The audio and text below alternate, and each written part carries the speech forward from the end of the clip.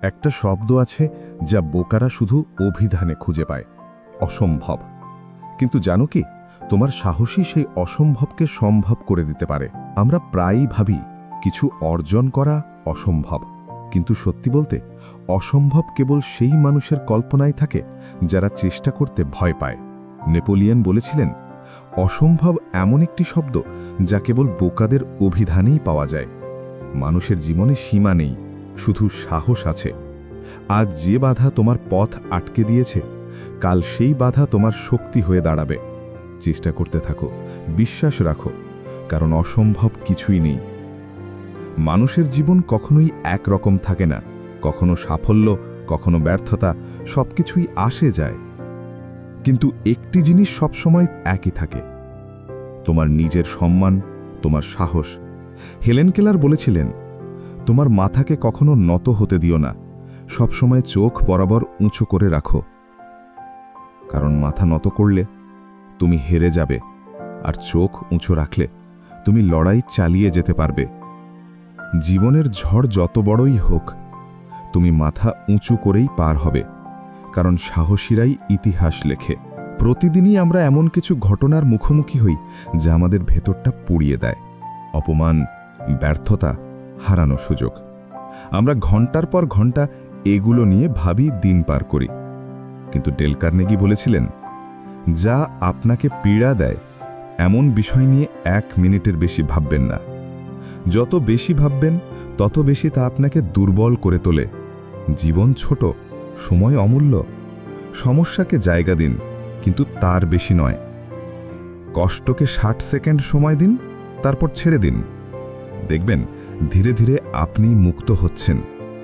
মনে রাখবেন, আপনার মন যেখানে আটকে থাকে, আপনার জীবনও সেখানেই আটকে যায়। সুতরাং মুক্ত হন, এগিয়ে যান, কারণ আপনার শক্তি আপনার মনোযোগে লুকিয়ে আছে। জীবনে আমরা সবাই হেরে যাই, ব্যর্থতা আসে বারবার, কিন্তু আসল কথা হলো আমরা সেটাকে কিভাবে দেখি। টমাস আলভা এডিসন বলেছিলেন, আমি বলবো না আমি 1000 বার হেরেছি, আমি বলবো যে আমি হারার 1000টি কারণ বের করেছি। প্রত্যেকটি ব্যর্থতা তাকে আরও কাছাকাছি নিয়ে গিয়েছিল সাফল্যের দিকে। আমাদেরও একই পথ পাড়ি দিতে হবে, ভয়কে ছেড়ে চেষ্টা চালিয়ে যেতে হবে। কারণ যিনি হেরে যেতে জানেন না, তিনি কখনো সত্যি বিজয়ী হতে পারেন না। প্রতিটি মানুষই চায় সফল হতে, সুখী হতে, স্বপ্ন পূরণ করতে। কিন্তু জীবনে কিছু অর্জন করতে হলে কখনো কখনো নিজের নিরাপদ আস্তানার বাইরে পা দিতে হয়। মোহাম্মদ আলী ক্লে বলেছিলেন, ঝুঁকি নেওয়ার জন্য যার যথেষ্ট সাহস নেই, জীবনে সে কিছুই অর্জন করতে পারবে না। জীবন সেই মানুষকে স্বাগত জানায় যারা সাহস করে, যারা ব্যর্থতার ভয়কে পরাজিত করে এগিয়ে যায়।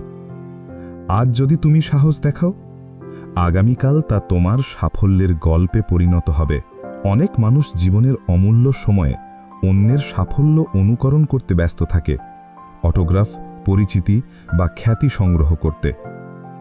কিন্তু জর্জ বার্নার্ড শ বলেছেন, অন্যের অটোগ্রাফ সংগ্রহ করে সময় নষ্ট না করে নিজেকে বরং উপযোগী করে তোলো, যাতে অন্যরা তোমার কাছ থেকে অনুপ্রেরণা নেবে।